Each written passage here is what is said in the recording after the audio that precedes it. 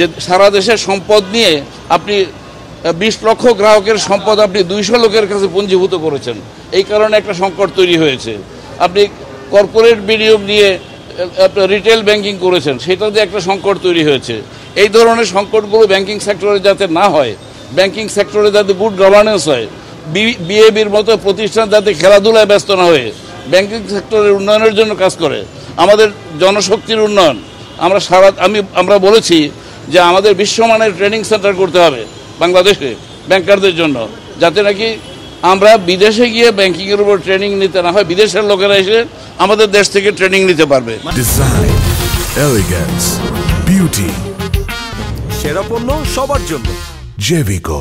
আমার বোর্ড অত্যন্ত অ্যাক্টিভ এবং আমরা আশ্বস্ত করছি শুধুমাত্র একটা ইসলামী ব্যাংকের ব্যাপারে নয়, সবগুলো ইসলামী ব্যাংক যাতে ঘুরে দাঁড়াতে পারে। একসময় ইসলামী ব্যাংকিং কনভেনশনাল ব্যাংকিং থেকে অনেক অ্যাহেড ছিল। আপনারা দেখবেন বাংলাদেশ ব্যাংকের ত্রৈমাসিক প্রতিবেদনগুলো, আমরা ওই জায়গায় ছিলাম। এখন আমাদেরকে দুর্বল ভাবা হচ্ছে, আমরা দুর্বল নই, ভিতর থেকে আমরা শক্তিশালী। এবং আমি মনে করি কোনো ব্যাংকের যে শক্তি, সেই শক্তিটাকে একটা বোতলের ভিতরে ঢুকিয়ে গত কয়েক বছর সিপিএতে দেওয়া হয়েছিল। আমরা ব্যাংকে বোর্ডে ঢুকে ওই ছিপিগুলো মুক্ত করে দিচ্ছি এবং ছিপিগুলো মুক্ত করে দিচ্ছি, যাতে করে এই জনশক্তি, ব্যাংকিংয়ের যে জনশক্তি, আমি একজন কর্মী ছিলাম ব্যাংকের, এর আগে কোনো ফরম্যাট ছিলই না। 2009 সালে আমরা ফরম্যাট দিয়েছি, 2011 সালে আমরা বন্ড করেছি, এইভাবে একটার পর একটা পর্যায়ক্রমিকভাবে হয়েছে। আজকেও আমরা বলেছি যে বাংলাদেশ ব্যাংকে ইসলামী ব্যাংকিং ডিপার্টমেন্ট একজন ডেপুটি গভর্নরের নেতৃত্বে হতে হবে, এটার জন্য আমরা আবেদন করেছি।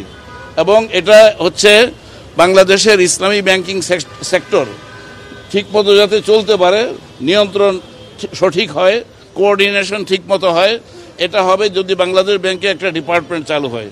এই ব্যাপারে আমরা গভর্নর মহোদয়ের সাথে কথা বলেছি, উনি এই সমস্ত ব্যাপারে নীতি সিদ্ধান্তের ব্যাপারে অত্যন্ত উদার এবং অত্যন্ত পজিটিভ।